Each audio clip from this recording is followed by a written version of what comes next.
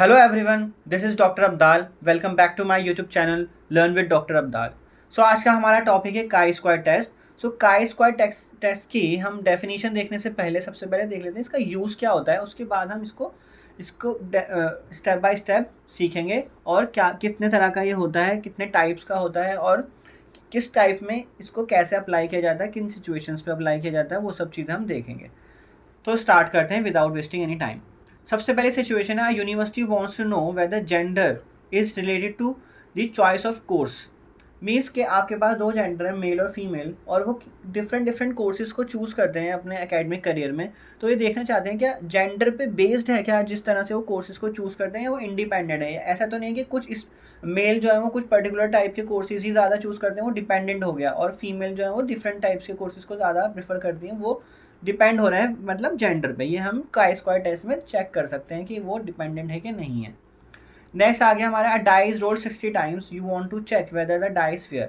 अब आपने एक डाई को फॉर एग्जांपल 60 टाइम नहीं तो 10 टाइम्स आपने उसको रोल करा और उस पर कुछ कुछ नंबर्स आ गए. फॉर एग्जांपल 2 आ रहा है, उस पर 2 टाइम्स आ रहा है, 5 जो है उसमें 3 टाइम्स आ रहा है, और बाकी फिर 6 आ रहा है. अब 1 नहीं आया, फॉर एग्जांपल 4 नहीं आया. जब आपने 10 टाइम्स को, ऐसा हो सकता है ना, आपने एक डाई को 10 टाइम्स रोल करा और उस पर नंबर आ रहे हैं लेकिन कुछ नंबर नहीं आया, 4 नहीं आया, फॉर एग्जांपल 1 नहीं आया एक बार भी, 10 बार उछालने के बाद हो सकता है बाद में आ जाता. तो अब हमें इस ऑब्जर्वेशन बेसिस पे ये चेक करना है क्या ये जो है डाई फेयर है कि नहीं है. तो ये हम काई स्क्वायर टेस्ट के थ्रू चेक कर सकते हैं, और ऐसा रियल लाइफ में होता भी है. जब आप कोई फेयर डाई भी यूज़ कर रहे होते हो तो कोई नंबर बहुत बार उसको रोल करने के बाद भी नहीं आता है. ठीक है, ऐसा मेरे साथ भी कई बार हुआ है कि मैंने अराउंड 25 टाइम्स भी रोल करा है और मेरा 6 नहीं आया है. ठीक है, तो इसका मतलब ये नहीं हुआ कि डाई जो है वो फेयर नहीं है. और लास्ट सिचुएशन है 3 different colleges want to compare the pass fail result distribution of students. मतलब आपके पास डिफरेंट डिफरेंट कॉलेजेस हैं, ठीक है, और उसमें पास फेल का कुछ आपको डेटा दे रखा है. अब आप ये चेक करना चाहते हो क्या इस colleges a different different platform different मतलब ग्रुप्स पे, कॉलेजेस हो गए ना, ग्रुप हो गए, तो डिफरेंट डिफरेंट ग्रुप में पास फेल रेशियो सेम है कि नहीं है. तो वो आप काई स्क्वायर के थ्रू चेक कर सकते हो.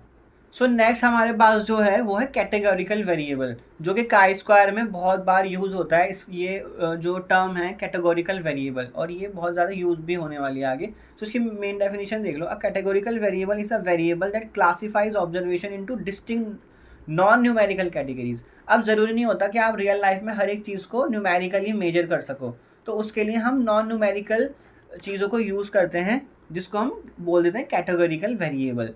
डिस्टिंक्ट कैटेगरीज बनाई जाती हैं किसी भी ऑब्जर्वेशंस को क्लासीफाई करने के लिए. उनको लिए हम डिस्टिंक्ट कैटेगरीज बना सकते हैं. जैसे कि मैंने कैटेगरी रखा भी है कि अगर आपके पास बहुत सारी ह्यूमंस का डेटा, आपको मेल फीमेल कैटेगरी में डिवाइड कर सकते हो. स्टूडेंट्स का डेटा है, पास फेल में डिवाइड कर लो. आपके पास ब्लड का डेटा है तो उन्हें ग्रुप्स में डिवाइड कर लो, ए बी ओ पॉजिटिव.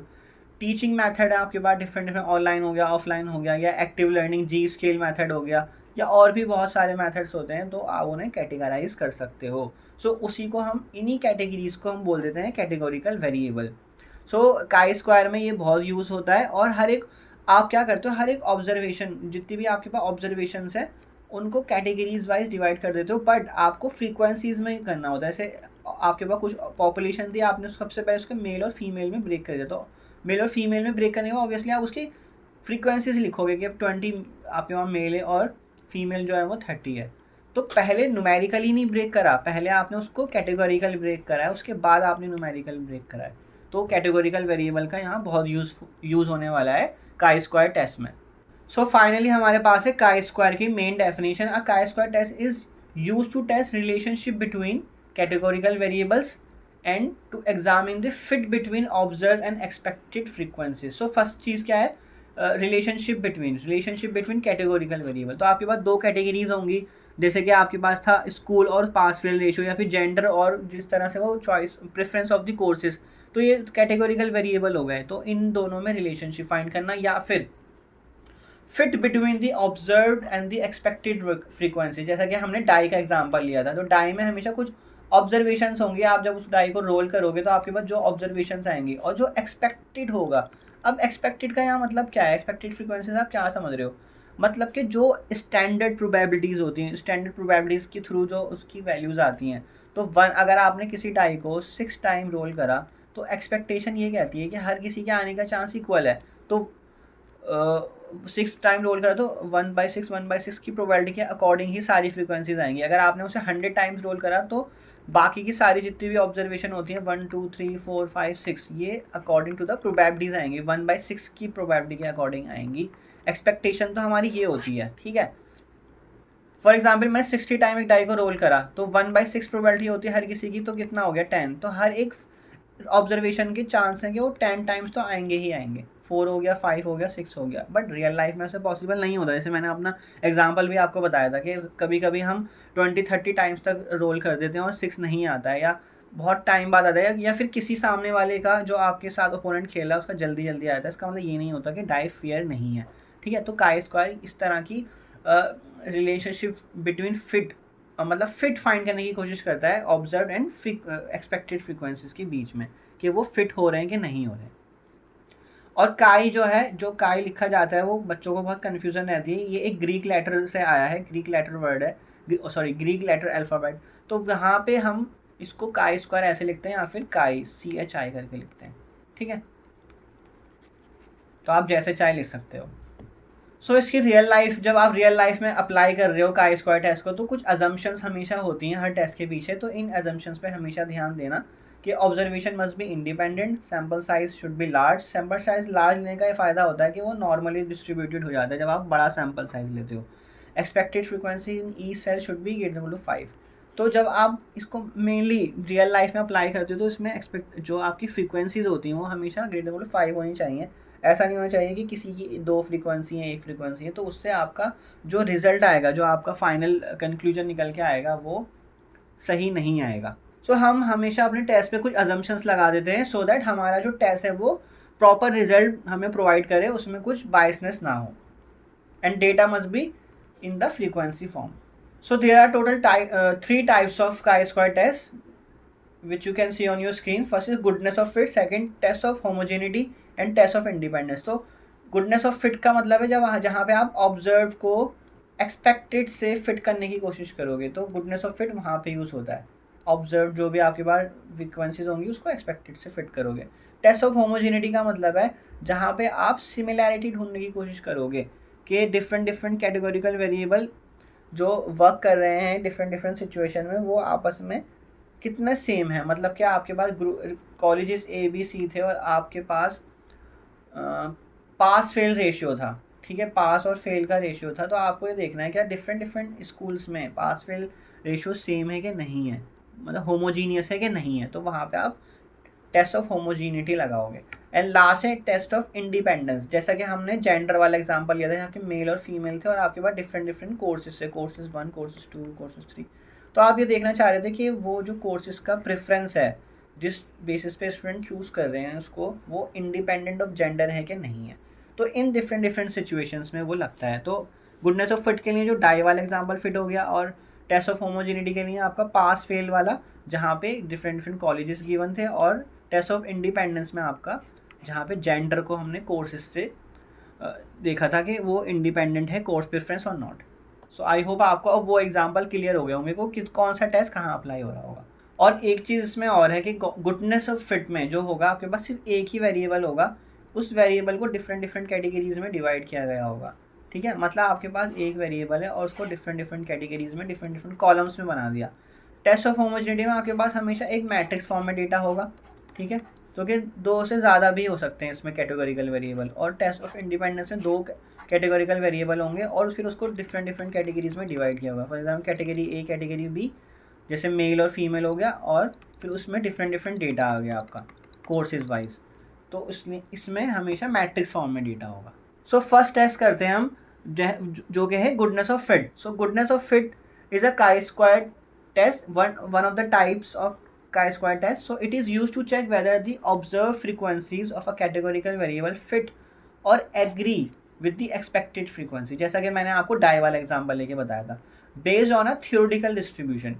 अब हमारी एक्सपेक्टेशन जो निकल के आती है ना, वो अगर आपको डायरेक्ट प्रोबेबिलिटी पता है किसी की, जैसे डाई के केस में तो आपको प्रोबेबिलिटी पता है, बट काफ़ी सारी सिचुएशंस होती हैं आपको डायरेक्ट प्रोबेबिलिटी नहीं पता होती, तो उसके लिए आप डिस्ट्रीब्यूशन अप्लाई करते हो। फॉर एग्जांपल बाइनोमियल डिस्ट्रीब्यूशन हो गया, या फिर पॉइजन डिस्ट्रीब्यूशन हो गया, या नॉर्मल डिस्ट्रीब्यूशन हो गया। वहाँ से आप एक्सपेक्टेशन निकालो, तो आपको एक्सपेक्टेशन याद भी होगा, एक्सपेक्टेशन फॉर्मूला क्या होता है। तो वो डिपेंड करता है आप कौन सा डिस्ट्रीब्यूशन यूज़ कर रहे हो फिट करने के लिए। तो ऑब्जर्व को एक्सपेक्टेड से फिट करने के लिए वो वहाँ पे हम काई स्क्वायर का goodness of fit test apply करते हैं।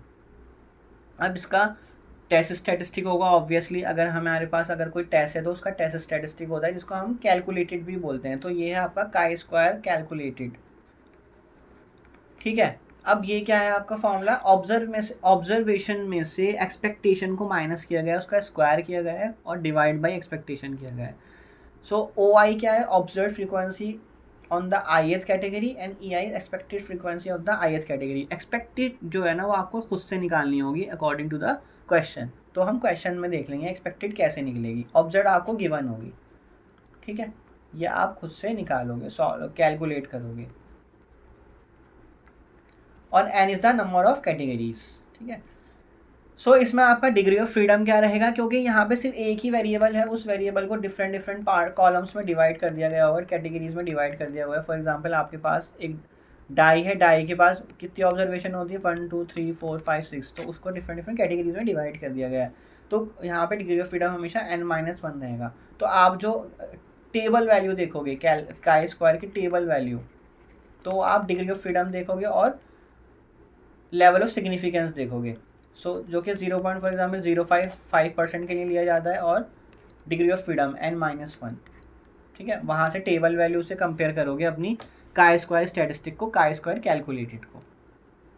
सो फाइनली आपका डिसीजन क्या बनेगा, डिसीजन रूल जो होता है, तो अगर काई स्क्वायर कैलकुलेटेड, जो आपने अभी काई स्क्वायर ऊपर सॉल्व करा फॉर्मूले से, जो कि था summation O I minus E I whole square by E I, ये अगर ग्रेटर आ जाता है टेबल वैल्यू से तो आप रिजेक्ट कर दोगे अपनी नल हाइपोथेसिस को, otherwise fail to reject H0, ठीक है। रिजेक्ट कब करनी है बस ये याद रखो, बाकी तो आपको याद रहेगा।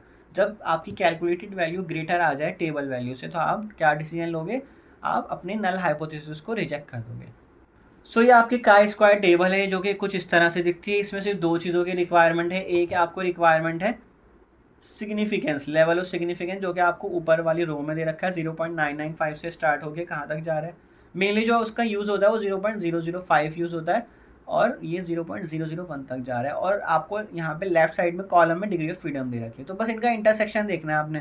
फॉर एग्जाम्पल 0.05 पर आपने 6 डिग्री ऑफ फ्रीडम जाना है तो वो आ जाएगा 12.59, या फिर आपको 4 डिग्री ऑफ फ्रीडम जाना है तो 9.488। तो इस तरह से इस टेबल को रीड किया जाता है, यहाँ से काई स्क्वायर टेबल वैल्यू को उठाया जाता है और फिर डिसीजन बनाया जाता है अपना। सो फर्स्ट क्वेश्चन देखते हैं, a die is rolled 60 times with the following results. तो ये जो अब मैं क्वेश्चन जितने भी करने जा रहा हूँ ये आपके सारे गुडनेस ऑफ फिट पर होंगे। फिर उसके बाद हम नेक्स्ट टेस्ट करेंगे गुडनेस ऑफ फिट में। मैंने आपको बताया था एक कैटेगरी को मतलब एक वेरिएबल को, कैटेगोरिकल वेरिएबल को डिफरेंट डिफरेंट कैटेगरीज में डिवाइड कर दिया जाता है। तो एक डाई को 60 टाइम रोल किया गया है, उसके फेसेस आपको पता है क्या होते हैं, 1 2 3 4 5 6, और डिफरेंट डिफरेंट ऑब्जर्वेशन, मतलब 1 जो है वो 8 टाइम्स आया, 2 10 टाइम्स आया, 5 12 टाइम्स आया, 6 10 टाइम्स आया। ये आपकी रियल लाइफ बेस मतलब प्रॉब्लम हो गई कि आपने डाई को छाला तो इतने इतने टाइम्स कौन सा फेस आ रहा हो आपने ऑब्जर्व कर लिया, उसको लिख लिया। So test if the die is fair at 5% level of significance. तो सबसे पहले तो आपकी H0 बनेगी। तो इसमें हमेशा थियोरेटिकल फॉर्म में बनती है आपकी नल हाइपोथेसिस और ऑल्टरनेटिव हाइपोथेसिस। जो आपके बाकी टेस्ट होते थे टी टेस्ट, जेड टेस्ट या एफ टेस्ट, उसमें हमेशा जो आपकी नल हाइपोथेसिस बनती थी वो पॉपुलेशन और सैंपल की हेल्प से, पॉपुलेशन मीन और सैंपल मीन की हेल्प से बनती थी। यहाँ पे थियोरेटिकल फॉर्म में बनेगी दैट, तो H0 बनेगा आपका डाई इज फेयर, सिंपल। और तो H1 क्या बनेगा, डाई इज नॉट फेयर। यही तो चेक करना है आपने, तो आपने उसी फॉर्म में बना लिया, क्योंकि अब आपके पास कैटेगोरिकल वेरिएबल है, आपके पास न्यूमेरिकल फॉर्म में नहीं है आपके पास। जो चेक करना है आपको फाइनली कि आपका पॉपुलेशन मीन जो है वो 60 के इक्वल होगा कि नहीं होगा। उसमें आप राइट टेल लेफ्ट टेल लगा देते, इसमें ऐसा कुछ नहीं है। तो ये फर्स्ट स्टेप, आपको हमेशा नल और ऑल्टरनेटिव लिखनी आनी चाहिए। उसके बाद आप क्या चेक करोगे, अपनी टेस्ट चेक करोगे, काई स्क्वायर स्टैटिस्टिक्स चेक करोगे, और सेकंड एक्सपेक्टेशन भी निकालोगे। तो एक्सपेक्टेशन कैसे निकलेगी, क्योंकि 60 टाइम्स रोल किया गया और आपको पता है हर एक ऑब्जर्वेशन जो रियल लाइफ में प्रोबेबिलिटी बेस्ड ऑब्जर्वेशन होती है हर एक फेस की डाई की, वो 1/6 होती है। तो आपने 60 को 1/6 से मल्टीप्लाई कर दिया तो 10 आ गया। तो हर एक फेस की एक्सपेक्टेशन यहाँ पे 10 ही रहेगी। तो ई आई आपका यहाँ फिक्स हो गया 10। सो अब आपके पास एक्सपेक्टेशन आ गई, तो एक्सपेक्टेशन को आप यहाँ लिखते चले जाओ। आपके पास टोटल जो ऑब्जर्वेशन है वो 6 है, अब ओ आई माइनस ई आई निकालोगे आप, मतलब इन दोनों का डिफरेंस निकालोगे। तो 8 minus 10 minus 2, 10 minus 10, 9 minus 10, 11 minus 10, 12 minus 10 and 10 minus 10, 0 हो गया। अब इसका स्क्वायर कर दो इस कॉलम का, तो 0 1 1 4 0। ठीक है, यहाँ पे हमने स्क्वायर कर दिया जस्ट। नेक्स्ट क्या करोगे आप, इस कॉलम को इस कॉलम से डिवाइड करोगे, O I minus E I whole square by E I करोगे। तो मतलब 4/10, 0/10, then 1/10, and next is 1/10 again, 4/10 and 0/10। तो 0 का तो 0 ही हो गया। तो समेशन क्या आएगा, summation O I minus E I whole square by E I. तो इसका सम करोगे तो 4 5 6 और ये 4, तो ये हो गया आपका टोटल 10। तो 10/10 इज इक्वल टू 1। तो ये आपका क्या वैल्यू आई, काई स्क्वायर कैलकुलेटेड वैल्यू आ गई है। अब नेक्स्ट आप क्या निकालोगे इसमें, नेक्स्ट आप निकालोगे degree of freedom. So degree of freedom क्या होता है आपका, n-1। तो n क्या है, नंबर ऑफ ऑब्जर्वेशन, मतलब 1 2 3 4 5 6। तो 6 - 1 इज इक्वल टू 5। तो आप काई स्क्वायर टेबल वैल्यू निकालोगे, जिसको आप यहाँ पे क्रिटिकल वैल्यू भी बोलते हो। जैसे कि आपका एफ टेस्ट था, सेम यही यहाँ पे भी है, उसमें राइट टेल ही होता था बस, तो इसमें भी राइट ही होगा। तो काई स्क्वायर 0.05 आपको सिग्निफिकेंस दे रखा है और डिग्री ऑफ फ्रीडम आपकी 5 आ गई। तो अब इस वैल्यू को आप कहाँ देखोगे, इस वैल्यू को आप टेबल में देखोगे 0.05 एंड 5 डिग्री ऑफ फ्रीडम पे। तो 0.05 एंड 5 डिग्री ऑफ फ्रीडम 11.07 आ रहा है। तो 11.07। सो फाइनली क्या हुआ आपका, यहाँ पे काई स्क्वायर कैलकुलेटेड जो वैल्यू आ रही है वो आ रही थी 1, जो कि लेस है काई स्क्वायर टेबल वैल्यू से या फिर क्रिटिकल वैल्यू से। ठीक है ना। तो लेस में क्या होगा, फेल टू रिजेक्ट होगा, ग्रेटर पे रिजेक्ट होगा सीधा। तो फेल टू रिजेक्ट H0। तो H0 को आप रिजेक्ट नहीं कर पा रहे, और H0 क्या था देखो ऊपर जाके, H0 था डाई इज फेयर। इसको आप रिजेक्ट नहीं कर पा रहे, इसका मतलब डाई जो है आपकी फेयर है। तो ये आपको काई स्क्वायर टेस्ट से पता लगा कि डाई फेयर है कि नहीं है। सो नेक्स्ट क्वेश्चन देखते हैं, die is shown 120 times. So again die का क्वेश्चन है। अब 120 टाइम्स इसको रोल किया गया और डिफरेंट डिफरेंट ऑब्जर्वेशन नोट की गई हैं और 5% लेवल ऑफ सिग्निफिकेंस दे रखा है। तो H0 आपका क्या बनेगा, वही same, that die is fair. Okay. Next आपका जो H1 होगा वो क्या बनेगा, die is not fair. Then आप सेकंड केस में क्या निकालोगे, एक्सपेक्टेशन। एक्सपेक्टेशन 120 टाइम्स फेंका गया और हर एक ऑब्जर्वेशन की प्रोबेबिलिटी 1/6 होती है। तो यहाँ पे ये बन जाएगा 20। मतलब हर एक ऑब्जर्वेशन की जो एक्सपेक्टेशन है वो 20 टाइम्स आनी ही चाहिए अकॉर्डिंग टू द प्रोबेबिलिटी। और थर्ड केस में आप इस टेबल को बनाते हो, तो एक्सपेक्टेशन यहाँ पे फिक्स हो गई, 26 टाइम्स आप लिखोगे यहाँ पे। अब बस आपको इनका डिफरेंस लेना है और फिर इसका स्क्वायर करना है और फिर उसको ई आई से डिवाइड कर देना है। तो ये आ गया आपका -6 -2 0 2 4 6। अब इसका स्क्वायर कर लो आप, 36 4 0 4 16 एंड 36। सॉरी ये 2 है आपका, 22 - 2 तो 2, तो इसका स्क्वायर करोगे तो 4 आएगा। सो लास्ट में ओ आई माइनस ई आई का स्क्वायर, मतलब this column divided by this column करोगे, तो 36/20। ओके, 36/20 करोगे, देन 4/20, 0/20, 4/20, 16/20 एंड लास्ट इज 4/20। तो इनका सम करने ना, सारी वैल्यूज़ का सम करोगे तो आपको 64/20 मिलेगा। ठीक है, विच इज़ इक्वल टू 3.2। तो ये आपकी क्या आ गई, काई स्क्वायर कैलकुलेटेड, जिसको आप स्टैटिस्टिक बोलते हो काई स्क्वायर। अब नेक्स्ट आपको degree of freedom. Degree of freedom again इस केस में क्या रहेगा, 6 - 1, क्योंकि 6 ऑब्जर्वेशन है टोटल, तो 5। तो काई स्क्वायर टेबल वैल्यू निकाल लो, जिसको आप क्रिटिकल भी बोलते हो, क्रिटिकल पॉइंट या क्रिटिकल वैल्यू। तो ये भी जो पिछले क्वेश्चन में आया था वही तो रहेगा, क्योंकि आपका लेवल ऑफ सिग्निफिकेंस भी सेम है, डिग्री ऑफ फ्रीडम भी सेम है। वो क्या वैल्यू आ रही थी, 11.07 वैल्यू आ रही थी। 5 डिग्री ऑफ फ्रीडम पे अल्फा की वैल्यू 0.05। ठीक है। अब आपकी काई स्क्वायर कैलकुलेटेड जो है वो अगेन लेस आ गई काई स्क्वायर टेबल वैल्यू से। ये डिसीजन क्या बनेगा, क्योंकि 3.2 है और ये 11.07 है, तो यहाँ पे आपका डिसीजन बनेगा अगेन फेल टू रिजेक्ट। तो फेल टू रिजेक्ट H0। तो आपकी अगर एच नॉट रिजेक्ट नहीं हो पा रही है, फेल टू रिजेक्ट, तो उसमें एक्सेप्ट हो रही है ना, इसका मतलब आपकी डाई जो है वो फेयर है, आप एच नॉट को रिजेक्ट नहीं कर पा रहे हो, फेल टू रिजेक्ट। तो ये आपका गुडनेस ऑफ फिट का सेकंड क्वेश्चन भी इसी तरह हो जाएगा। तो इसमें ज़्यादा मुश्किल नहीं है, सिर्फ और सिर्फ एक्सपेक्टेशन निकालो और उसके बाद बस फॉर्मूला बनाना है, टेबल बनाते, टेबल से करोगे तो इजीली हो जाएगा। अगर आप सीधा सीधा फॉर्मूले में करना चाह रहे हो, अगर आपको सारी क्योंकि वैल्यू सेम है, तो आप सीधा सीधा फॉर्मूले में सम करके भी कर सकते हो, बट मैं हमेशा टेबल से ही सजेस्ट करता हूँ, टेबल से आसान रहता है।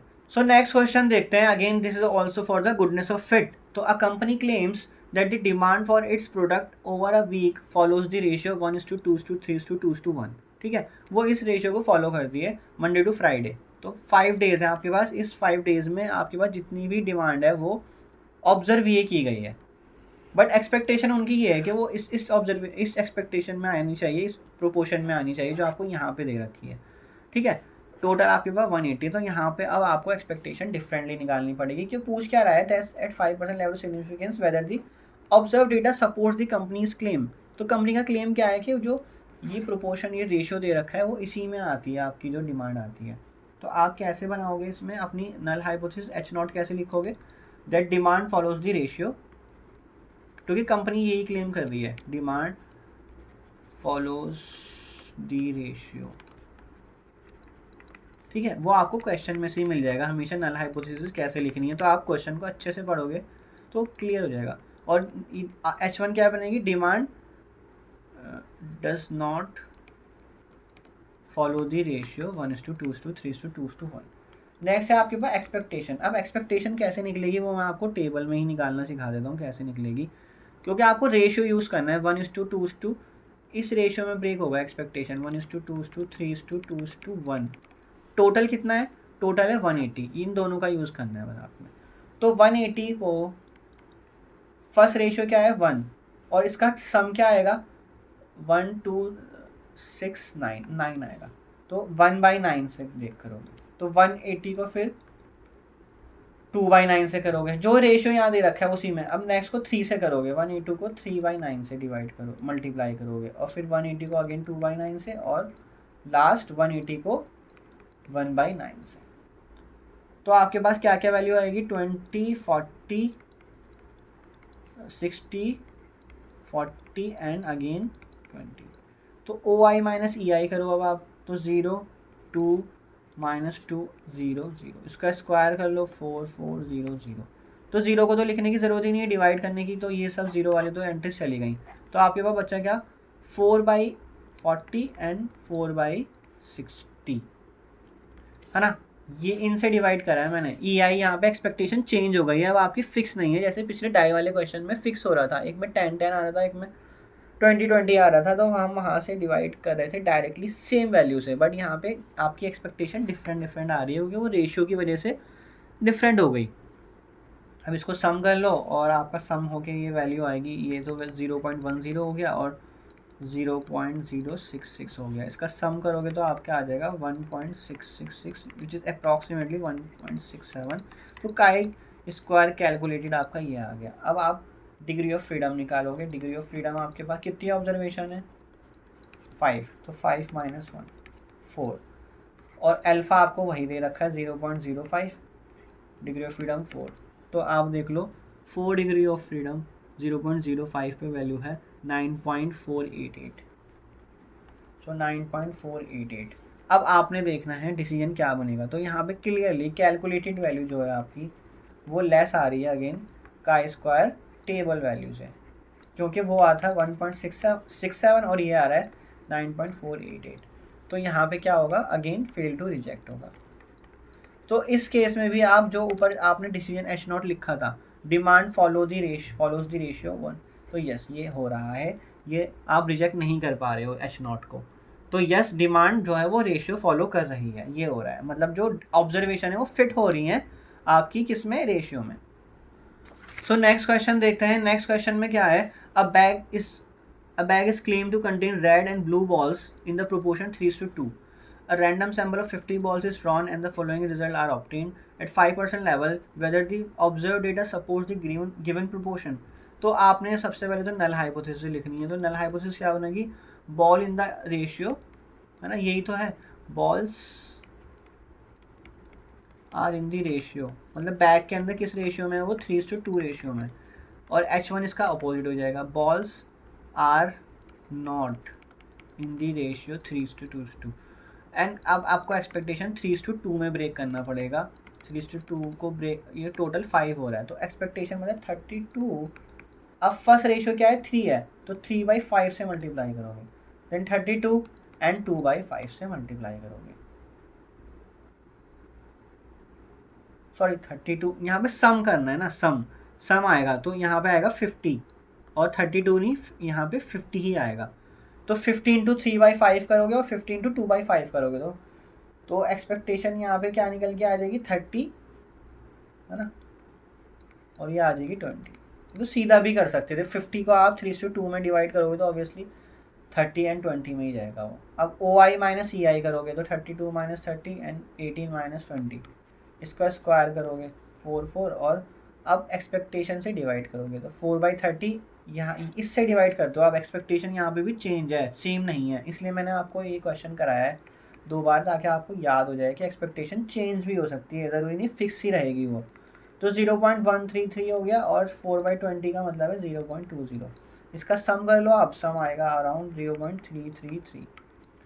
अब आप नेक्स्ट क्या निकालोगे अपनी, ये तो आपकी काई स्क्वायर कैलकुलेटेड आ गई। अब आप क्रिटिकल पॉइंट निकालोगे, क्रिटिकल वैल्यू, तो जो कि काई स्क्वायर टेबल वैल्यू है। तो अल्फा तो आपका यहाँ पे वही है 0.05, और डिग्री ऑफ फ्रीडम क्या बनेगा, 2 ऑब्जर्वेशन है, 2 - 1 तो 1, ओनली 1 डिग्री ऑफ फ्रीडम। सो 0.05 पे 1 डिग्री ऑफ फ्रीडम पे जो वैल्यू आ रही है 3.841 आ रही है, 3.841। सो हमारे पास अगेन कैलकुलेटेड जो है वो लेस आ रहा है टेबल वैल्यू से, है ना, 0.33 जो है वो लेस है 3.841 से। तो डिसीजन रूल को आप देखना अच्छे से, याद रखना उसको, अगर ग्रेटर होता है तो हम रिजेक्ट करते हैं, अदरवाइज फेल टू रिजेक्ट होता है। तो फेल टू रिजेक्ट H0 आ जाएगा यहाँ पे। तो आप अगेन इस H0 को रिजेक्ट नहीं कर पा रहे हो, तो यस, बैग में जो बॉल्स हैं वो 3:2 रेशियो में ही हैं, आपकी ऑब्जर्वेशन फिट हो पा रही हैं given expected value, expected ratios में। सो नेक्स्ट हमारे पास जो टेस्ट है काई स्क्वायर का वो है टेस्ट ऑफ होमोजेनिटी। तो मैं आपको यहीं पर एक बात क्लियर कर देता हूँ, टेस्ट ऑफ होमोजेनिटी और जो टेस्ट ऑफ इंडिपेंडेंस है उसका फॉर्मूला बिल्कुल सेम रहता है, कोई भी कुछ भी चेंज नहीं होता है उसमें, ठीक है। तो आप अगर एक क्वेश्चन भी इसका करना सीख जाओगे टेस्ट ऑफ होमोजेनिटी का, तो आपको उसमें कोई प्रॉब्लम नहीं आएगी, फिर भी मैं आपको उसका क्वेश्चन करा दूंगा, डोंट वरी। सो इसमें क्या होता है, टेस्ट ऑफ होमोजेनिटी में ऑलरेडी डिस्कस भी कर चुका हूँ। Test of homogeneity checks whether the several groups are homogeneous with respect to a categorical variable. तो आपको याद होगा वो स्कूल थे डिफरेंट ग्रुप्स, तो सेवरल ग्रुप्स आ गए, मतलब जो हाँ इंडिपेंडेंस होता है वहाँ पे सिर्फ 2 ग्रुप्स होते हैं, ठीक है, और होमोजीनियस में आपके सेवरल ग्रुप्स आ जाते हैं। इतना सा वह डिफरेंस रहता है, वो मैं आपको वहाँ बता भी दूंगा। तो फिर आपके पास पास और फेल का डिफरेंट डेटा था, तो आपको ये चेक करना था क्या डिफरेंट स्कूल्स में पास फेल रेशियो सेम है, होमोजीनियस है कि नहीं। तो यहीं आपका टेस्ट ऑफ होमोजेनिटी अप्लाई होता है काई स्क्वायर का जो होता है। आई होप ये आपको क्लियर हो गया होगा कि टेस्ट ऑफ होमोजेनिटी क्या होता है। तो इसका फॉर्मूला भी यहाँ पे थोड़ा सा डिफरेंट है, क्योंकि मैंने आपको बताया था कि जो इसका डेटा दे रखा होगा आपको, वो आपको एक टेबल, एक अरे फॉर्म में दे रखा होगा, मैट्रिक्स फॉर्म में दे रखा होगा। आपके पास डिफरेंट ग्रुप्स हैं, ठीक है। तो ये आपके आई हो गए, मतलब कि आई थ्रो ये i is equal to 1, i is equal to 2, i is equal to 3, इस तरह से आपकी i की वैल्यू, रो की वैल्यू, फिर j column, j is equal to 1, j is equal to 2, ये आपका कॉलम आ गया, ठीक है। तो इसलिए यहाँ पे i को और j को यूज़ किया गया है, आपके पास डबल समीशन है यहाँ पे। अब यहाँ पे EIJ कैलकुलेट करने का भी मेथड डिफरेंट है, तो रो का टोटल और कॉलम का टोटल। तो ये क्या मतलब हुआ इसका, मैं आपको बता देता हूँ, एक बार ये हटा देते हैं हम। तो यहाँ पे आपके पास रो 1 का टोटल होगा, रो 1 का टोटल होगा, रो 2 का टोटल होगा, रो 3 का टोटल होगा। इसी तरह कॉलम 1 का टोटल नीचे होगा, ठीक है, कॉलम 1 का टोटल, कॉलम 2 का टोटल, इस तरह चलता रहेगा। अब आपको नहीं क्या निकालना है, एक्सपेक्टेशन। तो आपको अगर इस वैल्यू की जो यहाँ पे वैल्यू होगी, अगर इस वैल्यू की आपको एक्सपेक्टेशन निकालनी है, ठीक है, ये कौन सी एंट्री है, ये 1,1 एंट्री है, ठीक है, इसलिए IJ लिखा गया है यहाँ पे, I की वैल्यू 1, J की वैल्यू 1। तो E11 ये वाली एंट्री बनती है आपकी, जो मैंने एरो से दिखा रहा हूँ, E11। तो E11 की जो एक्सपेक्टेशन होगी, जो एंट्री है वो रो का जो टोटल है, रो 1 का टोटल है और फिर कॉलम 1 का टोटल है डिवाइड बाई ग्रैंड टोटल। अब ग्रैंड टोटल कहाँ आएगा, वो आएगा यहाँ पे, मतलब सारी वैल्यूज़ का, जो यहाँ पे सारी वैल्यूज़ लिखी होंगी उन का टोटल, या फिर इन रो का टोटल कर लो और इन कॉलम का टोटल कर लो और इसका जो दोनों का सम होगा वो आएगा यहाँ पे ग्रैंड टोटल। तो यहाँ पे ग्रैंड टोटल से डिवाइड करना है। फॉर एग्जाम्पल कोई और सी एंट्री उठाते हैं, मैंने उठाई ये वाली एंट्री, तो ये कौन सी एंट्री होगी, सेकेंड रो और थर्ड कॉलम। तो E23 कैसे निकलेगा, तो रो 2 का टोटल और कॉलम 3 का टोटल। तो आप देखो यहाँ पे 2 है तो यहाँ पे 2 आ रहा है और 3 है तो यहाँ पे 3 आ रहा है, और डिवाइड किससे करोगे, ग्रैंड टोटल से। तो बस क्या करना है, उस एंट्री के सामने का रो देखना है और उस एंट्री के नीचे कॉलम का टोटल देखना है, उन दोनों को मल्टीप्लाई कर देना है। देखा ना, यहाँ का रो का टोटल, यहाँ कॉलम का टोटल, इसके सामने की चीज़ें देखनी है बस हमें, हॉरिजॉन्टली और वर्टिकली, और उसको ग्रैंड टोटल से डिवाइड कर देना है। अब यहाँ पे आपकी एक्सपेक्टेशन तो निकल गई। नेक्स्ट है डिग्री ऑफ फ्रीडम। तो डिग्री ऑफ फ्रीडम निकालने के लिए आपको number of rose, so R-1 का मतलब है number of rows -1 into number of columns -1, ये आपका डिग्री ऑफ फ्रीडम का फॉर्मूला बनेगा। सो आई होप OIJ आपको समझ आ गया, EIJ समझ आ गया, RNC भी समझ आ गया, आपका टेस्ट स्टैटिस्टिक का फॉर्मूला भी आपको समझ आ गया होगा। अदरवाइज हम क्वेश्चन में बनाना सीख लेंगे कि कैसे, ज़रूरी नहीं है आपको फॉर्मूला याद रखना है, आपको क्वेश्चन सॉल्व करना आना चाहिए। और डिसीजन रूल यहाँ पे भी सेम रहेगा, काई स्क्वायर कैलकुलेटेड आपकी ग्रेटर होनी चाहिए काई स्क्वायर टेबल वैल्यू से, तो आप रिजेक्ट करोगे H0 को, otherwise fail to reject H0 होगा। सो अब एक क्वेश्चन देख लेते हैं, तो आपको सारी चीज़ें क्लियर हो जाएंगी कि टेस्ट ऑफ होमोजेनिटी में कैसे फॉर्मूला फिट करते हैं। तो 3 कॉलेजेस हैं, कॉलेज वाले एग्जाम्पल उठा लिया मैंने। 3 college A, B and C conducted the same examination, the number of students who passed and failed in each college is given below। ठीक है, सेम एग्जाम है, डिफरेंट कॉलेजेस हैं, उन्होंने एग्जाम कंडक्ट करा, तो उनका पास और फेल का डेटा आपको यहाँ इस क्वेश्चन में गिवन है। ठीक है, अब सबसे पहले आपने क्या करना है, इसको एक, या तो आप एक्सपेक्टेशन, यही सबसे बेस्ट तरीका मैं चलो बता देता हूँ, यहाँ पे ही एक्सपेक्टेशन निकालनी है आपने। अगर आप क्वेश्चन जो भी अगर टेबल फॉर्म में दे रखा है, एक्सपेक्टेशन आप वहीं निकाल लोगे तो ईजिली सॉल्व हो जाएगा। अदरवाइज यहाँ पे नीचे टेबल में बनाना मुश्किल हो जाएगा आपको, एक्सपेक्टेशन आप भूल जाओगे, रो का टोटल क्या था, कॉलम का टोटल क्या था। तो मैंने क्या करा है, यहाँ पे कॉलेजेस लिख लिए। ठीक है, यहाँ पे कॉलेजेस आएंगे, सॉरी यहाँ पे जो मैंने डेटा लिखा है 80-20 ये नहीं आएगा। तो कॉलेजेस मतलब A कॉलेज में पास फेल, फिर B कॉलेजेस में पास फेल और C कॉलेज में पास फेल का आपका डेटा दे रखा है। तो मैंने ऑब्जर्वेशन तक ही लिखा है, अब एक्सपेक्टेशन कैसे निकलेगी वो मैं आपको यहीं निकालना सिखा रहा हूँ। देखो AT की एक्सपेक्टेशन क्या आएगी, तो वो है रो का टोटल और कॉलम का टोटल, है ना। मैंने क्या कहा, सामने वाला चीज़ें देखनी है और वर्टिकली और हॉरिजॉन्टली। तो 100 और 210, तो 100 इंटू 210 करोगे आप और ग्रैंड टोटल से डिवाइड कर दोगे। तो 100 इंटू 210 डिवाइडेड बाई 300 ये करोगे। 20 के लिए कैसे करोगे, रो का टोटल और कॉलम का टोटल, तो 100 इंटू 90, सो 100 इंटू 90 बाई 300। अब नेक्स्ट वाले में सब में सेम ही रहेगा, देखो क्योंकि यहाँ पे रो का टोटल सेम है और कॉलम का टोटल सेम है ना, यहाँ पे सेम ही वैल्यू आएगी। तो 100 इंटू क्या आएगा, 100 इंटू 210 रो का टोटल और कॉलम का टोटल डिवाइड बाई 300। फिर 30 के लिए 100 इंटू 90 बाई 300। देन लास्ट 60 के लिए निकालोगे आप, तो रो का टोटल क्या है 100, कॉलम का टोटल क्या है 210 डिवाइड बाई 300। 40 के लिए 100 इंटू 90 बाई 300। तो बस आपने अब इन वैल्यूज़ को उठा के यहाँ पे रख लेनी है। सॉरी। तो यहाँ पे एक्सपेक्टेशन आपकी क्या क्या निकल के आएगी, फर्स्ट ये जो निकल के आएगा ये आएगा 70 और नेक्स्ट जो ये निकल के आएगा ये आएगा 30। तो अगर आपने दोनों सॉल्व कर लिए, बाकी तो वैल्यू ये सेम रिपीट ही हो रही है, फिर ये दोबारा से 70, ये 30, फिर ये 70 और ये 30। तो क्या है 70 30 70 30 70 30 आ रहा है आपका। तो वही मैंने यहाँ पे भी एक्सपेक्टेशन लिख ली। तो आप हमेशा क्वेश्चन में ही निकाल लेना, आपको यहाँ पे थोड़ा सा निकालने में प्रॉब्लम हो जाएगी। अब इसमें H0 और H1 भी लिख लेते हैं। मैंने सबसे पहले तो मेन चीज़ पे ही फोकस करा दिया आपका, जो आपको निकालना है H0 H1 आप देख के लिख लोगे। इसमें हमेशा जो H0 H1 लिखी जाती है उसमें होमोजीनियस वर्ड यूज़ होता है या फिर सेम वर्ड यूज़ होता है। तो आप याद रखना इसमें लिखने के लिए होमोजीनियस या सेम वर्ड का यूज़ ज़रूर करना। फॉर एग्जाम्पल एच नॉट बनेगा pass fail ratio is homogeneous.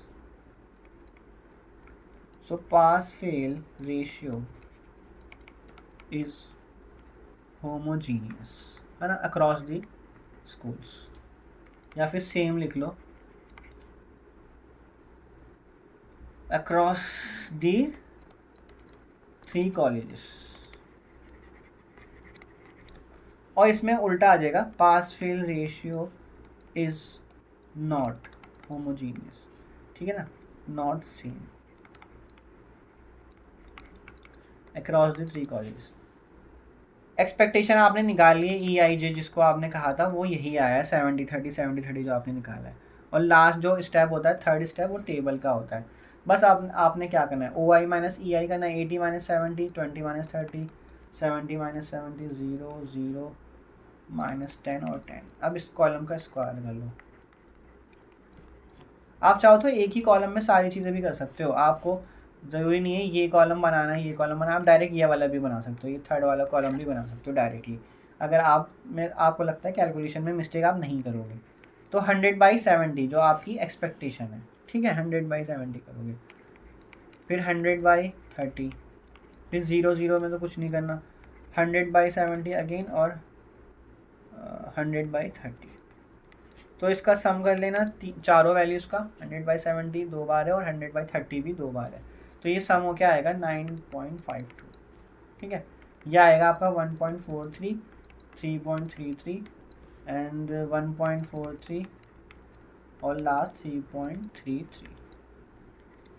सो 9.52 आ गया आपका। अब नेक्स्ट आपका जो स्टेप है, ये आपका क्या वैल्यू बनी, काई स्क्वायर कैलकुलेटेड वैल्यू बनी है ये। अब डिग्री ऑफ फ्रीडम निकालोगे आप नेक्स्ट, जो कि r-1 इंटू कॉलम -1 था। अब यहाँ पे भी स्टूडेंट गलती कर देते हैं, अब आपको यहाँ पे देखनी है रो कितनी है, तो 3 कॉलेजेस हैं तो 3 रोज हो गई आपकी, ठीक है, टोटल वाला कॉलम नहीं लेना है ऑब्वियसली। तो 3 रोज हैं, 3 - 1। कॉलम कितने हैं, कॉलम आप देखो तो सिर्फ और सिर्फ पास और फेल को ही कॉलम माना जाएगा, टोटल वाला कॉलम नहीं लेना है आपने।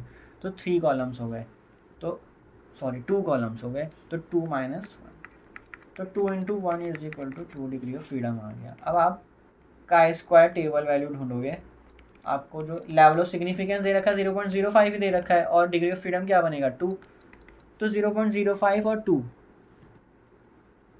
पे आ रहा है 4.605, 4.605। ओके, काई स्क्वायर 0.05 पे 2 डिग्री ऑफ फ्रीडम है आपका, तो सॉरी 5.991, ठीक है, 5.991।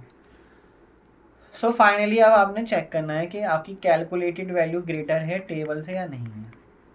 तो आपकी 9.52 तो कैलकुलेटेड आ रही है और 5.991 जो है वो टेबल है, तो ये ग्रेटर आ गया। तो इसका मतलब आप क्या करोगे, रिजेक्ट कर दोगे H0 को। तो H0 रिजेक्ट होने का मतलब क्या हुआ, क्वेश्चन से क्या कंक्लूजन निकल के आई, क्या था H0 आपका, pass fail ratio is homogeneous, तो ये रिजेक्ट हो गया। इसका मतलब पास फेल रेशियो होमोजीनियस नहीं है। डिफरेंट कॉलेजेस में जो एग्ज़ाम कंडक्ट किया गया था उसमें आपके जो स्टूडेंट पास और फेल हो रहे थे, सेम एग्ज़ाम जो लिया गया था सेम सब्जेक्ट का, मान के चलो वो सेम नहीं आ रहा है उसका रिजल्ट। तो ये आपका टेस्ट ऑफ होमोजेनिटी ऐसे होगा। आई होप आपको एक्सपेक्टेशन निकालने में, रोज कॉलम निकालने में कोई दिक्कत नहीं आएगी। सो नेक्स्ट क्वेश्चन देखते हैं। टेस्ट ऑफ होमोजेनिटी का है same, 3 factors ABC employ worker on different skills, the number of worker classified according to skill level is given below. So आपके पास 3 फैक्ट्रीज हैं, स्किल है उनके पास, ये 3 कॉलम्स हैं आपके पास, स्किल्ड, सेमी स्किल्ड, तो अनस्किल्ड। तो मैंने क्या करा, देखो मैंने एक फैक्ट्री A को 3 टाइम्स लिखा है यहाँ पे, क्यों, क्योंकि उसमें 3 कैटेगरीज थी, स्किल्ड, सेमी स्किल्ड और अनस्किल्ड। आई होप क्लियर हो गया होगा आपको कि कैसे बनाते हैं इधर टेबल को। उसके बाद मैंने फैक्ट्री B लिया, फैक्ट्री B को भी मैंने 3 टाइम लिखा और उसमें भी 3 कैटेगरीज ली हैं, स्किल्ड, सेमी स्किल्ड और अनस्किल्ड। तो आप इसी तरह से रिपीट करके बना लेना। आपको दिखना चाहिए कि एक फैक्ट्री में अगर 3 कैटेगरीज है तो आपको A को 3 टाइम रिपीट करना पड़ेगा ऑब्जर्वेशन लिखते टाइम। तो ऑब्जर्वेशन मैंने लिख ली। ऑब्जर्वेशन अगर आप चाहो तो ये 2 कॉलम बनाने की भी ज़रूरत नहीं है, आप सीधा ऑब्जर्वेशन से स्टार्ट करना। ऑब्जर्वेशन उठाओ, कैसे उठाओगे, इस तरह से उठाओ रो वाइज 50 30 20। सो 50 30 20 को मैंने क्या लिखा, नीचे लिख लिया 50 30 20। फिर सेकंड रो का उठा लेना और फिर थर्ड रो का उठा लेना। अब आपको मैंने बताया था कि एक्सपेक्टेशन यहीं से निकालोगे तो ज़्यादा बेटर रहेगा। तो रो का टोटल देखोगे और कॉलम का टोटल देखोगे। तो 100 इंटू 120 करोगे और डिवाइड बाई टोटल जो है आपका 300 वो करोगे। तो क्या निकल के आएगा वो आप नीचे लिख लेना अपनी वैल्यूज़ को। तो फर्स्ट वैल्यू निकल के आएगी आपकी 40। ठीक, नेक्स्ट 30 है। 30 के लिए रो टोटल क्या है 100 और कॉलम टोटल क्या है 120 है। तो 100 इंटू 120 करोगे और डिवाइडेड बाई 300 करोगे। ठीक है, सो 100 इंटू 120 डिवाइड बाई 300, तो ये निकल के आ जाएगा आपका 40। तो फर्स्ट वैल्यू भी 40 आई है, सेकंड भी 40। अब 20 के लिए करोगे तो 20 के लिए रो टोटल क्या है 100 और कॉलम टोटल क्या है 60। तो 100 into 60 by 300। So 100 into 60 by 300, तो क्या निकल के आएगी वैल्यू 20। अब आप देखो जो आप दोबारा से रिपीटेशन करोगे यहाँ से 20 है, तो क्योंकि रो यहाँ पे सेम आ रहा है तो रो टोटल तो 100 ही रहा और कॉलम टोटल भी सेम ही रहेगा। इस वाले के लिए तो 120 रहा जैसे पहले। तो अब आपकी वैल्यू रिपीट होने लगेगी, तो आपको दोबारा से कैलकुलेट करने की ज़रूरत नहीं है। तो जो ऊपर आया 40 40 देन 20 देन अगेन 40 40 एंड 20, तो उसको आप डायरेक्टली भी कर सकते हो। देख लेना बस कि आपकी रो टोटल सेम है कि नहीं है। अब नेक्स्ट आपके पास ओ वाई माइनस सी आई, तो 50 माइनस 40 है ना, इन दोनों का डिफरेंस ले रहे हो आप। तो 10 माइनस 10 0 0 0 0 माइनस 10 10 और अगेन 0, इनका स्क्वायर कर लो। 100 100 0 0 0 0 100 100 0, तो 100 बाई ई आई क्या है आपका 40, देन 100 बाई 40। ये नहीं निकलेगा, इसकी ज़रूरत नहीं है निकालने की। तो 100 बाई 40 एंड 100 बाई 40, तो ये नहीं निकलेगा। जो मैंने लिखा है इसका ज़ीरो है वो। कभी आपको लगे कि क्यों नहीं निकल रहा, तो वो 0 बाई समथिंग कुछ भी कर लो, ज़ीरो ही आने वाला है। अब आपको करना है समेशन, तो समेशन आपका बन जाएगा ये। सो इनका सबका सम आएगा आपका 400 बाई 40, ऑब्वियसली 0 से 0 कैंसिल, तो 10 आ गया। तो आपका काई स्क्वायर कैलकुलेटेड वैल्यू आ गई 10। अब आपने नेक्स्ट क्या करना है, नेक्स्ट जो है आपके पास ऑब्वियसली डिग्री ऑफ फ्रीडम है।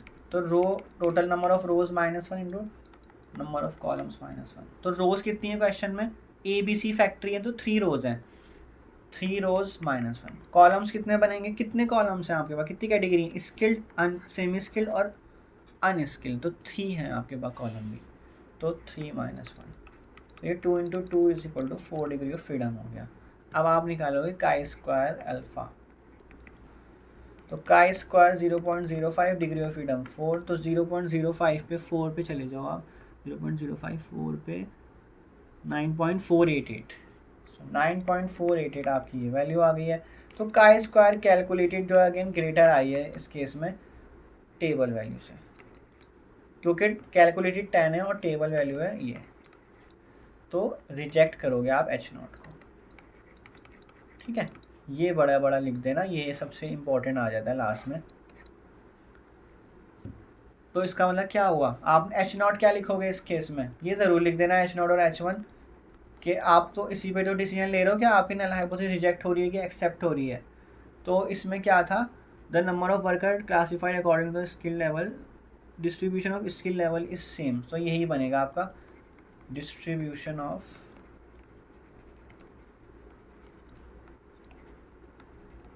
स्किल लेवल्स इज होमोजीनियस, है ना, होमोजीनियस सेम। और नेक्स्ट ये यहाँ पे H1 distribution of skill level is not same. ठीक है, तो ये आपका रिजेक्ट हो गया है ये वाला, इसका मतलब ये वाला एक्सेप्ट हो रहा है, H1 को एक्सेप्ट हो रहा है, वो सेम नहीं है, रिजेक्ट हो गया ना, क्योंकि नल हाइपोथेसिस रिजेक्ट हो गई है इसमें।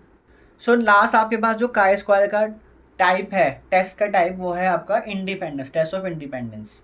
सो टेस्ट ऑफ इंडिपेंडेंस क्या है, it is use to determine whether two categorical variable are independent of each other or have a significant association। ठीक है, जैसे कि हमने जेंडर वाला एग्जांपल लिया था, आपके पास दो जेंडर थे, मेल और फीमेल, और उसमें आपके पास चॉइसेस ऑफ सब्जेक्ट, ठीक है, आपके पास कॉमर्स है, साइंस है, आर्ट्स है, या और कोई सा भी है, जो भी आपके पास डिफरेंट डिफरेंट प्रोग्राम्स होते हैं। तो उसमें हमें देखना है कि वो इंडिपेंडेंट है आपके जेंडर से, जो आप कोर्स को प्रेफरेंस दे रहे हो, या नहीं है। तो वो हम टेस्ट ऑफ इंडिपेंडेंस में कवर करते हैं। हम जैसा कि मैंने आपको बताया था कि इसमें दो कैटेगरीज रहेंगी। आपके पास देखो दो कैटेगरीज हैं, टू वेरिएबल्स है मतलब, और उस टू वेरिएबल्स में फिर डिफरेंट डिफरेंट कैटेगरीज, जैसे कॉमर्स, साइंस, आर्ट्स, या फिर कंप्यूटर साइंस, या और कोई भी आपके पास है, पीसीएम है, या और भी कैटेगरीज आप जितनी बनाना चाहो, लेकिन वेरिएबल दो रहेंगे। तो इसमें भी आपका डिग्री ऑफ फ्रीडम का formula and chi square solve करने का, एक्सपेक्टेशन सॉल्व करने का, वो सेम ही रहेगा। तो काई स्क्वायर टेस्ट स्टैटिस्टिक्स सेम है आपके पास, row total into column total divide by grand total. Expectation solve करने का तरीका सेम है, degree of freedom row -1 into column -1, वो भी सेम है। और डिसीजन कैसे लेते हो, वो तो तीनों टेस्ट में सेम ही रहता है। डिसीजन लेते हैं अगर काई स्क्वायर कैलकुलेटेड ग्रेटर आ जाए काई स्क्वायर टेबल वैल्यू से, तो आप रिजेक्ट कर दे दो नल हाइपोथेसिस को। सो आई होप आपको ये भी समझ आ गया होगा, और इसमें सेम मेथड ही लग रहा है, तो आपको आई थिंक क्वेश्चन इतनी कराने की ज़रूरत नहीं है। फिर भी मैं आपको एक दो क्वेश्चन करा देता हूँ ताकि आपको आइडिया हो जाए इसमें नल हाइपोथेसिस वगैरह कैसे लिखते हैं। सो फर्स्ट क्वेश्चन है आपका टेस्ट ऑफ इंडिपेंडेंस का। A survey was conducted among 200 student to study the relationship between gender and choice of subject. ठीक है ना, मतलब जेंडर और चॉइस ऑफ सब्जेक्ट इंडिपेंडेंट है कि नहीं है, ये चेक करना है हमें। तो आपके पास दो वेरिएबल है, मेल और फीमेल, और फिर उस दो वेरिएबल में भी डिफरेंट डिफरेंट कैटेगरीज हैं, 3 कैटेगरीज हैं। तो 2 रोज हैं, 3 कॉलम्स हैं आपके पास। तो 5% लेवल ऑफ सिग्निफिकेंस में चेक करना है gender and choice of subject are independent और नॉट। तो एच नॉट क्या बनेगी, यही बन जाएगी, gender and choice of subjects are independent. यह आपकी नल हाइपोथेसिस बन गई। तो ऑल्टरनेटिव क्या बनेगी इसकी, opposite, gender and choice of subject are not independent. ठीक, एक्सपेक्टेशन आप यही निकाल लो, और आपको लिखने का तरीका पता होना चाहिए। अब मेल वेरिएबल में, जो मेल कैटेगोरिकल वेरिएबल है, उसमें कितनी कैटेगरीज हैं, 3 कैटेगरीज हैं। तो उनको आप मेल को 3 टाइम्स लिख लो यहाँ पे, मेल 3 टाइम्स, उसके आगे साइंस, आर्ट्स, कॉमर्स, फिर फीमेल 3 टाइम लिखा, उसके आगे साइंस, आर्ट, कॉमर्स। और अगर आप ये 2 कॉलम नहीं भी बनाना चाहते, कोई दिक्कत नहीं है, आप बिना इनके बनाए सीधा ऑब्जर्वेशन लिख लो। 50, 30, 20 लिखा आपने, ये आपकी फर्स्ट मेल के कॉरेस्पॉन्डिंग में है, देखो 50, 30, 20। फिर नेक्स्ट क्या है, 40, 35, 25। तो आपने फिर वो नेक्स्ट लिख लिया, क्या लिखा नेक्स्ट, 40, 35, 25। अब आपने एक्सपेक्टेशन निकालनी है, वो है आपके पास मेन चीज़। तो कैसे निकालोगे 50 की, जो रो का टोटल है यानी कि ये, और जो कॉलम का टोटल है यानी कि 90। तो 100 into 90 divided by grand total. तो 100 इंटू 90 डिवाइड बाई 200। 30 का कैसे निकालोगे, तो 100 इंटू 65 डिवाइड बाई 200। और 20 का 100 इंटू 45 डिवाइड बाई 200। तो इस तरह से निकलेगा ये। फिर 40 का अगेन कैसे निकालोगे, 100 इंटू 90 डिवाइड बाई 200। तो ये रिपीट होने लगेगा, तो मैं इसको कर देता हूँ आपके लिए, 100 into 90 by 200, then 100 into 65 and so on.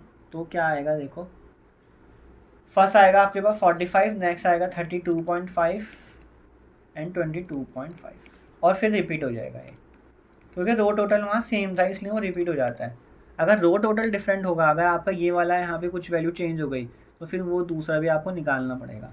ठीक है, आप हमेशा क्वेश्चन में ही निकाल लेना, क्वेश्चन से इजीली निकल जाएगा आपका। टेबल आप यहाँ बना के निकालोगे अगर, तो मुश्किल हो जाता है। आप टेबल से सीधा सीधा वहीं से रो, क्योंकि वहीं पे रो टोटल दे रखा है, वहीं पे कॉलम टोटल दे रखा है, तो वो ईजिली आपका निकल के आ जाएगा। अब नेक्स्ट क्या करना है, हमें इन दोनों का डिफरेंस लेना है। तो डिफरेंस लगाते चले जाओ, 50 minus 45 5, then minus 2.5, then next is minus 2.5, next minus 5, 2.5 and 2.5। फिर इसका स्क्वायर कर लो, 5 का स्क्वायर 2.5 माइनस 2.5 का स्क्वायर 6.25, देन 6.25, 25, 6.25 एंड 6.25। तो इसको अब आप क्या करोगे, EI से डिवाइड करोगे। तो ओ आई माइनस ई आई का स्क्वायर को आप इससे डिवाइड करो ई आई वाले कॉलम से, तो 25/45 है ना, 6.25/32.5 and 6.25/22.5. Then again repetition 25/45, 6.25/32.5 and 6.25/22.5. अब इसका टोटल कर लेना आप, टोटल जो भी आएगा, ठीक है ना, उसका मैं आपको टोटल बताता हूँ 2.06 आएगा। आप करके देख लेना कैलकुलेटर से, कैलकुलेशन है सिंपल सी। तो ये आपका काई स्क्वायर कैलकुलेटेड आ गया। अब आप टेबल वैल्यू निकालोगे तो 0.05 degree of freedom R-1 into column -1। तो कितनी रोज थी इसमें, 2 रोज हैं और 3 कॉलम्स हैं इसमें, तो 2 - 1 इंटू 3 - 1, तो कितना बनेगा, ये 2 बन जाएगा। Chi square table value 2 degree of freedom पे, तो 0.05 पे 2 पे क्या आता है, 5.991 आता है। तो ये आपका एक्चुअल में काई स्क्वायर टेबल वैल्यू। तो अगेन यहाँ पे कैलकुलेटेड क्या है, वो लेस हो रहा है इस टाइम काई स्क्वायर टेबल से, क्योंकि ये 2.06 है और ये टेबल वैल्यू क्या है, 5.991 है। तो क्या होता है इस केस में, जब लेस में आता है तो फेल टू रिजेक्ट H0, मतलब कि जो आपने यहाँ लिखा है ये करेक्ट है, ये नहीं रिजेक्ट कर पा रहे आप। जेंडर और चॉइसेस का जो gender and choice of subject जो है वो इंडिपेंडेंट है, वो डिपेंडेंट नहीं है कि मेल और फीमेल, ऐसा नहीं है कि डिपेंड हो रहे हैं, जो जिस तरह से वो अपने साइंस आर्ट्स या कॉमर्स वगैरह को चूज़ करते हैं, वो जेंडर पे डिपेंड नहीं हो रहा है। सो नेक्स्ट क्वेश्चन है, ये मैं आपको शॉर्ट में करके दिखा देता हूँ। इसमें आपके पास क्या है, the following table shows the observe frequencies of educational qualification of people living in city and villages. तो आपके पास 2 वेरिएबल हैं, सिटी और विलेजेस में उनकी क्या दे रखी है हमें, एजुकेशन क्वालिफिकेशंस, मतलब मिडिल स्कूल कितने गए हैं, high school, bachelor, master and PhD, फिर row total and column total. तो आपने यहाँ देख लो रोज़ कितनी है, रोज़ है आपके पास टोटल 2, कॉलम्स कितने हैं आपके पास 1 2 3 4 5, ठीक है 5। तो आपके पास जो डिग्री ऑफ फ्रीडम बनेगी वो मैंने यहीं निकाल दी, 2 - 1 और 5 - 1, तो हो जाएगी आपकी 1 इंटू 4, तो 4 आ गया। और अल्फ़ा क्या होगा आपके पास 0.05, तो इसकी वैल्यू आएगी 9.488। अब आप निकालोगे काई स्क्वायर कैलकुलेटेड, तो काई स्क्वायर कैलकुलेटेड आपको पता है एक्सपेक्टेशन कैसे निकालते हो आप। इसकी अगर 18 की एक्सपेक्टेशन निकालनी तो रो का टोटल क्या है 105, कॉलम का टोटल क्या है 30, तो 105 इंटू 30 और ग्रैंड टोटल जो कि यहाँ पे दे रखा है 240, वो करोगे। तो ऐसा आप हर किसी के लिए करोगे, row total divide by column total, फिर row total divide by column total, इस तरह से कर करके आप सारी वैल्यूज़ निकाल लोगे। तो मैं फाइनली आपको ये टेबल पूरी बना के दिखा देता हूँ, ये टेबल इस तरह से आएगी। तो ये हमने फाइनली ये चीज़ें निकालनी है, इसका सम आपने करना होता है, इसका सम आएगा काई स्क्वायर कैलकुलेटेड जो होता है वो आएगा 42.33, ठीक है। तो कैलकुलेटेड तो 42.33 आ रहा है, जो कि ग्रेटर आ रहा है टेबल वैल्यू से। टेबल वैल्यू क्या आ रही थी इसमें 9.488 आ रही थी, और कैलकुलेटेड वैल्यू क्या आ रही है 42.33। तो जब ऐसा होता है तो हम क्या करते हैं, रिजेक्ट कर देते हैं अपनी नल हाइपोथेसिस को। तो आपकी H0 रिजेक्ट हो गई। तो आप अपनी H0 यहाँ पे लिखोगे कैसे, इसमें दे रखा है वैसे तो, test at 5% level significance whether educational qualification and place of residence are independent, तो यही लिखोगे आप, ठीक है ना, educational qualification and place of residence are independent, ठीक है। बट आप रिजेक्ट कर रहे हो उसको, आपको ये रिजेक्ट हो गया तो आप जो H1 लिखोगे, education qualification and place of residence are dependent लिख दो उसको, नॉट इंडिपेंडेंट का मतलब है। तो ये आप इसको फेल, मतलब कि आप इसको एक्सेप्ट कर रहे हो H1। अगर H0 रिजेक्ट हुआ तो ऑब्वियसली H1 को एक्सेप्ट कर रहे हो आप। सो आई होप आपको काई स्क्वायर टेस्ट समझ आया होगा, तीनों टाइप समझ आए होंगे, किस तरह से डिग्री ऑफ फ्रीडम चेंज हो जाता है डिफरेंट केसेस में, और काई स्क्वायर का फॉर्मूला, एक्सपेक्टेशन का फॉर्मूला, ये सब आपको क्लियर हो गया होगा। So thank you so much, practice करो अच्छे से, प्रैक्टिस से ही मैथ्स अच्छे से समझ आता है, और डिस्कस करो जितना हो सकता है, डिस्कस एंड प्रैक्टिस। जब तक आप हाथ से नहीं करोगे आपको मैथ्स में हमेशा प्रॉब्लम ही रहेगी। देखने में आसान लगता है, वीडियो देखते हो जब आप तो हर चीज़ आसान लग रही होती है, क्योंकि एक्सप्लेनेशन भी मिल रही है और वो ऑटोमेटिकली होता भी जा रहा है। लेकिन जब आप पेन उठा के माइंड को कनेक्ट कर दो जो आपने सीखा, फिर जब आप माइंड को कमांड करते हो अपने हाथ को, तो वो फिर वहाँ पे दिक्कत आने लगती है, वो फिर नहीं हो पाता है, क्योंकि सारी चीज़ें एकदम से आपको रिकॉल करनी होती हैं और फिर आपको लिखना होता है फटाफट, तो वो चीज़ें ना इधर उधर हो जाती हैं और वहाँ पे एक भी गलती और सारा क्वेश्चन गलत। तो प्रैक्टिस करो। Thank you so much.